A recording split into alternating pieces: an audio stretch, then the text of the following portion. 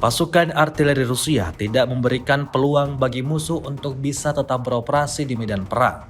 Dibuktikan pada sebuah rekaman yang diunggah di akun Telegram @emoderasiya pada Rabu 4 Desember 2024. Dalam rekaman memperlihatkan mortir dari kelompok Vostok menghentikan serangan balik Angkatan Bersenjata Ukraina.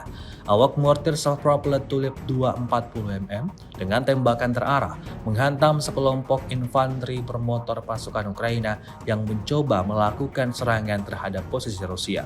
Akibat tindakan terkoordinasi dari pasukan artileri dan pesawat serang, Angkatan Bersenjata Ukraina kehilangan hingga 50 personel militer, 7 kendaraan, dan 3 kendaraan tempur lapis baja lainnya.